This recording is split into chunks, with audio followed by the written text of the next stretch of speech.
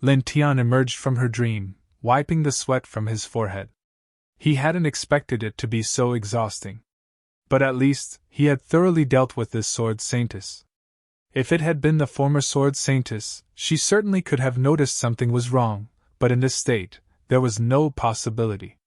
From now on, you shall no longer be called the sword saintess. Lin Tian looked at her sleeping form and gave a cold smile.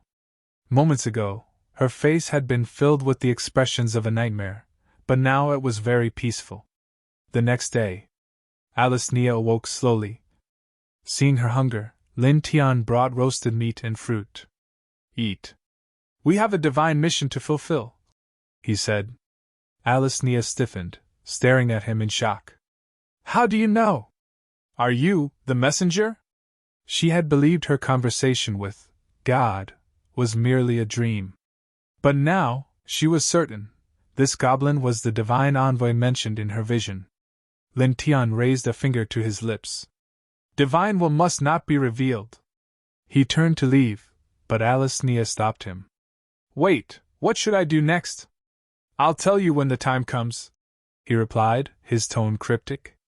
Lin Tian sought out Freya, who was training with Goblin and the others. You're only level 60? Your overall score is barely 1,000, he remarked, unimpressed. Freya dropped to her knees instantly. Master, I apologize. I'll improve. Lin Tian stroked her soft hair. How long have you studied magic? Only a year before following my senior into training. There's still much I haven't learned, she admitted. Her senior had been Loader. Lin Tian's eyebrows lifted. Her talent was better than he'd expected, worth nurturing further. He then summoned the goblins, his voice booming. You've been idle too long. Ready to plunder treasures, women, and food? Boss, absolutely! Gobu Kwang shouted first, sparking a frenzy of agreement.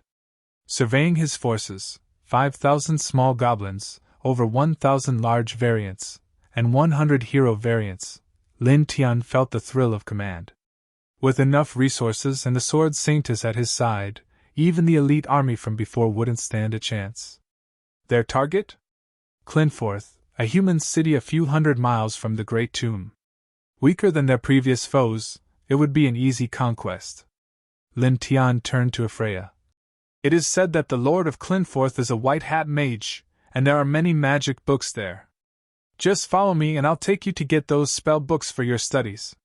How does that sound? Freya bowed her head respectfully. Thank you so much, my great lord. Nearby, Alice Nia stood clad in blackened, rusted armor, its evil aura clashing with her once holy visage. The cold fury in her eyes was unmistakable as she spoke.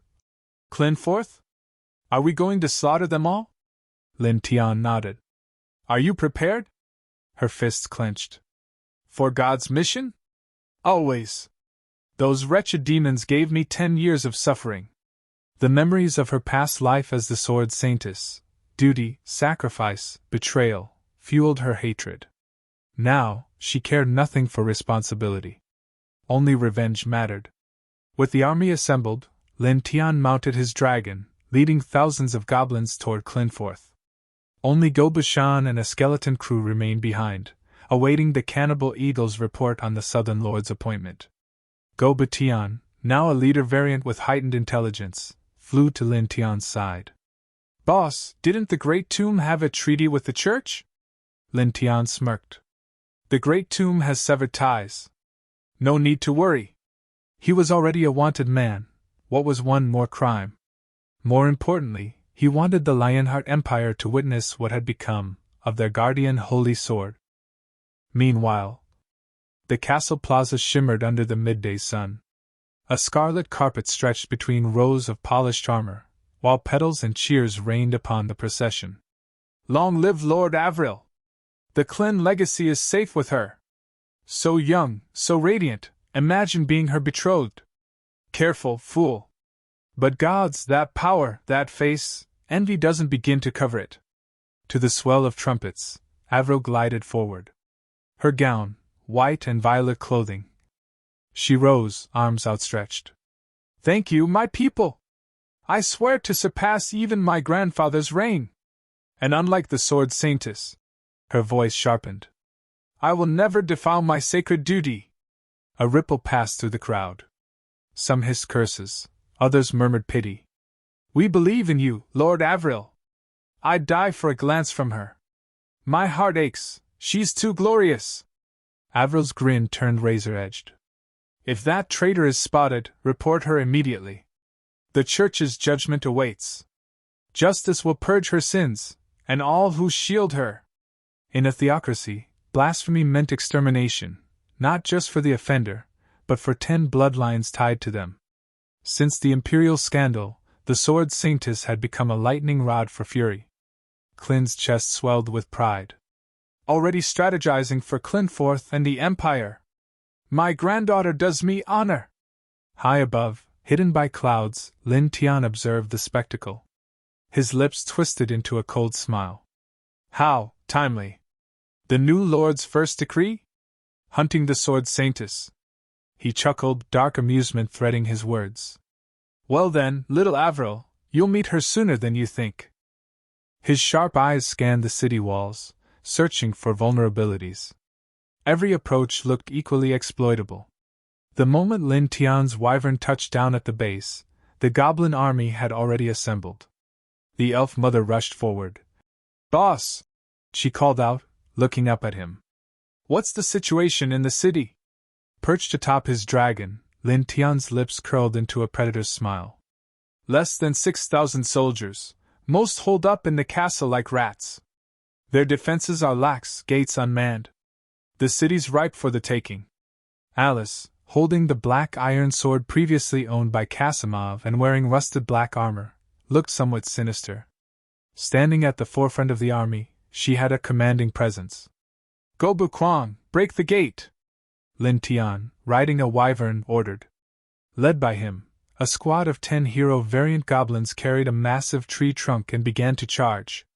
The entire army followed closely behind.